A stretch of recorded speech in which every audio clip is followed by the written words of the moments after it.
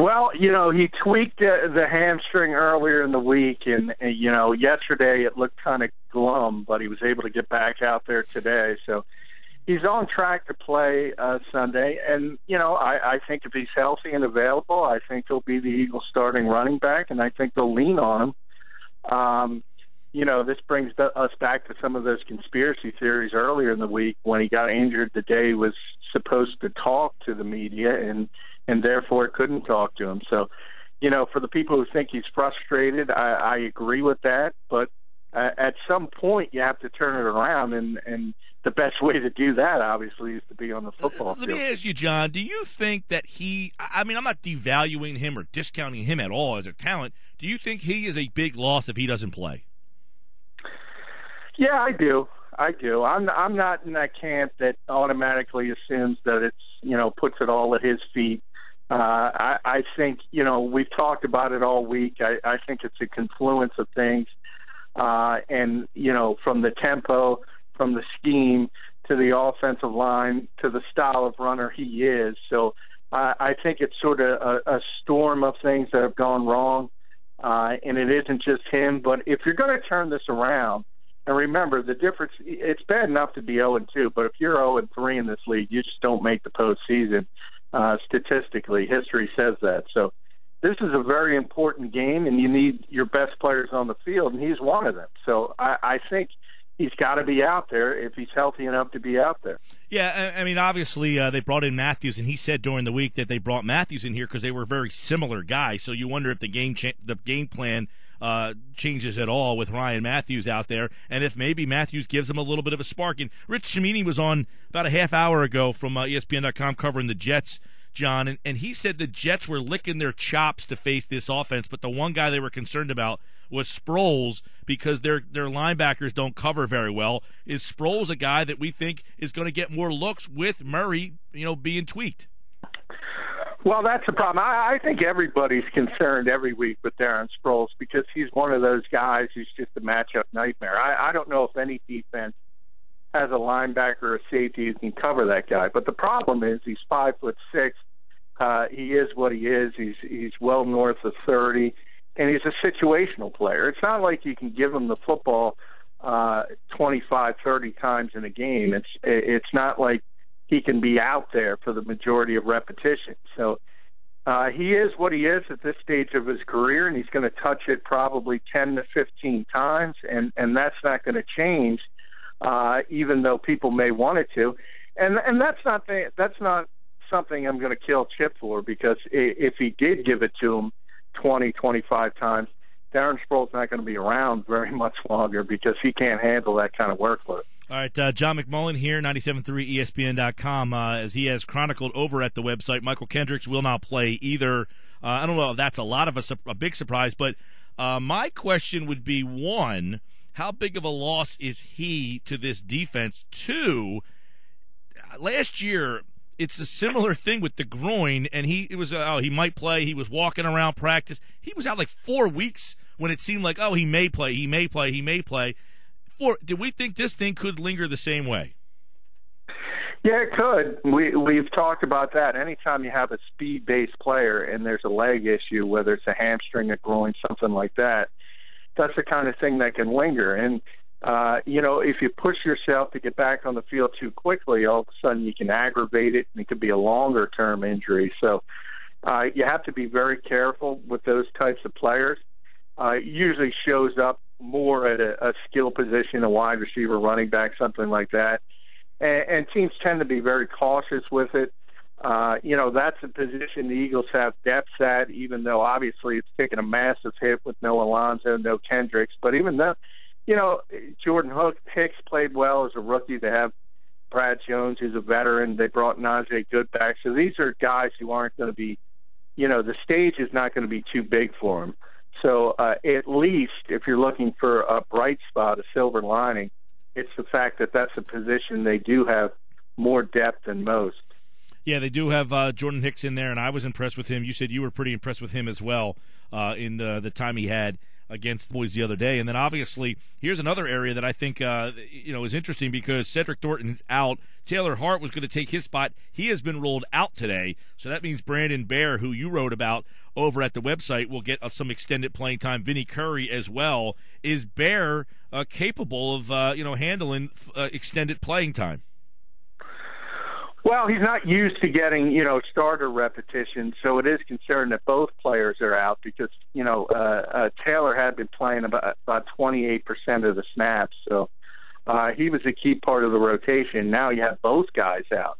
You have the starter and the key reserve, so they're going to have to, kick Vinnie Curry up front back to the defensive line, and obviously he'll be more of the pass rusher, and Baer will be more of the the rundown player, so you expect him on early downs, and that's also not a bad thing. You're talking about a veteran guy who suited up for all 16 games last season, so he understands what it's like to play in this league.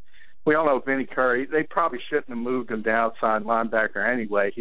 He might be their best pure pass rusher on this team, and the fact that they didn't have a lot of depth at linebacker kind of, spurred that desperation, and I'm not sure that's helped either the team or Vinnie Curry as a player. So I think that's kind of a positive that he'll be back where he's comfortable. And Rich said earlier that they were licking their chops to face the Eagles offense. Does that sound odd to say that Chip Kelly, the teams want to face this offense? And he said the one thing they were concerned about, now this is the question I have for you, because he said they were licking their chops, but in the same sentence he said then the one thing they're concerned about is the pace and the tempo. We hear that, it seems like week in and week out, that's what teams are concerned about. But are you seeing the same pace and tempo from this team? No, we've only seen it, obviously, in the second half against Atlanta, and you see the difference in the offense. When they have the tempo, that's what the offense is based on. It's very difficult to deal with. When they don't have the tempo, it's very easy to deal with. It really is that simple. If the Eagles are not moving the chains early in the game, and they haven't been able to do it at any point this season, it's still early, and we'll see how that shakes out. All of a sudden, they become very repetitive. It's a very simple offense. You got the same play calls again and again. And if it's 3 and out and 3 and out and 3 and out, defenses are not tired. They're able to talk about what they want to do on the sidelines. You don't have to worry about substitutions. You don't have to worry about, that quick pace forcing you into mistakes because you're not ready. So that has been the biggest issue of all, is the fact that they are getting behind the chains more often than not with negative plays, and that affects the tempo, and that's really what sets the Eagles' offense apart when it's humming on all cylinders. John McMullen has his pick posted right now at 97.3ESPN.com. We'll get it from him in just a moment. He also covers the NFL nationally for today's Pigskin.com, and I want to get some thoughts on the NFC East from you, John. Last night, Washington and New York. New York gets out of there with the win, obviously, to go to 1-2. Washington now falls to 1-2. Do you look at the Giants now as a team that will be a factor in the NFC East? Well, I think they'll be a factor only because it's a very bad division with Dallas and all the injuries. So I think the Cowboys are going to come back to the pack. And I think 9 wins is going to get this division, and possibly 8. So I think the Giants can certainly be in that conversation. By no means do I think they're a good football team, and I don't think anything was proven last night simply because I think the Redskins are probably one of the worst 3 or 4 teams in all of football. So they should have dominated them at home, and they did play a very good game. They deserve credit for that, but I don't think it's any sign of the worm turning for the Giants. Yeah, they will get Cruz back. I guess at some point. Eli Manning, he played much better, or I don't say much better. He played better last night than he did in the past. I guess their big Achilles heel, John, is still the pass rush there. Yeah, they have had no pass rush this season, and obviously, they had a very bad break with Jason Pierre-Paul in the 4th of July accident, so that's something you can never prepare for, and if you lose a pass rusher like that, it's going to be difficult to replace him. And then that has a domino effect because there's no double teams on JPP, and then all of a sudden the other guys on the defensive line struggle because you can slide blocking their way if somebody gets hot. So that's going to be an issue all year for Tom Coughlin, and there's just not a lot of talent on the defensive side of the ball there, with the exception of possibly corner. They're pretty strong there with DRC and Amukamara, but other than that, that defense is going to be behind the eight ball for most of the season. John McMullen, 97.3 ESPN.com. The NFC East has Dallas and Atlanta. Atlanta has knocked off two teams in the NFC East. How do they match up with this Dallas team, which I would assume, John, plays pretty good defense. Whedon plays, no Dez Bryant, that you're going to see them run the ball with that offensive line a lot. So is this, if you're an Eagles fan, is this a good match, for the people who want to see Dallas lose? Yeah, I don't know if you can ever say it's a good matchup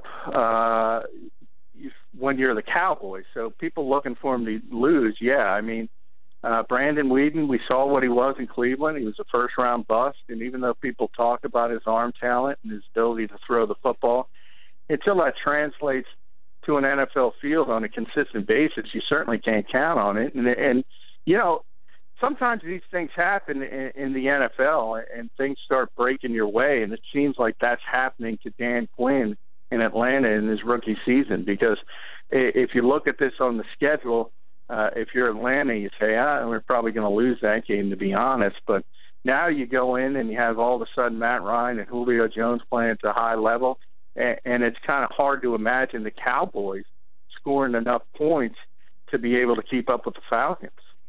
All right, John, I want to get your take on what's going on with this, the Eagles team moving forward in terms of as we look ahead with Chip Kelly and everything that's gone on this week and this matchup with the Jets here. If the Eagles go and fall to 0-3, what is the atmosphere like on Monday? It's going to be bad. There's no question about it, because, as I said, 0-3 is basically a death sentence to your season. Even in a bad division, that's an incredibly tough hill to climb. And then if they continue to play as poorly as they have, I mean, it's one thing to lose a 28-27 game and pile up 450 yards of offense and you see some positive signs. If things continue to go as they have in the first two games, you're going to have everyone all across the country. The same people who were saying the Eagles were going to make the Super Bowl are going to be predicting Chip Kelly's leaving town, and this offense has been figured out, and it doesn't work at this level. All of those types of narratives are going to come to the forefront and just grow from there. There's a possibility Revis's game-time decision, it looks like there's a possibility he wouldn't play. Decker doesn't play. Ivory doesn't play. They have some of their own injuries at all. I don't know that narrative's been talked a lot about because of all the problems with the Eagles, but are the Jets in a situation where that's too insurmountable for them? Yeah, I mean, they have some big injuries, and it's pretty clear. I mean, I got it from a source that Revis is going to play unless he has a setback, a significant setback in the next 2 days. That's probably not going to happen, so he's going to be on the field. Decker's most likely not going to play. I would say that's 90% he's not going to play. And Ivory's really the only true game day decision, a question mark. He could be iffy. He could go either way. But, that's two big players in their offense, and obviously we all know what Revis is to their defense, although you could argue because of the Eagles' receivers, you can make a strong argument that the Jets really don't need them this week. I think the more concern is the offensive players, because it's not a dynamic offense to begin with, and you're losing your complement to Brandon Marshall at receiver and possibly your top running back. So, yeah, that's a tremendous concern for the Jets. Yeah, we'll see how it all shakes out. It's Sunday, 1 o'clock, finally, the old school Sunday 1 o'clock game. ESPN, the pregame coverage starts at 11 starts at noon. The kickoff with Merrill and Mike, and that is at 1 here on 97.3. All right, John, your pick has been posted at 97.3ESPN.com. Let the listeners know which way you're heading. Well, it's tough to pick the but I think it's going to be much closer. I think it's going to be a field goal game either way, and right now I have the Jets winning it 20-17. But, if Revis doesn't play, if he does have a setback, something as simple as that, if Ivory doesn't play, it could switch the other way, and maybe the Eagles, all they need is that one break, and if they win the field goal game late, things could start going back in the right direction, we might be talking about them like they're the Giants and they're back in the conversation with the NFC East. If the Eagles can get a win, they would be tied for second at 1-2 with the Redskins and the Giants, with the Redskins on the schedule next week. John goes Jets 20 and Eagles 17. That's John McMullen's pick over at 97.3 ESPN.com. All right, John, we'll talk to you on Monday. Enjoy the game. All right, thanks, Mike.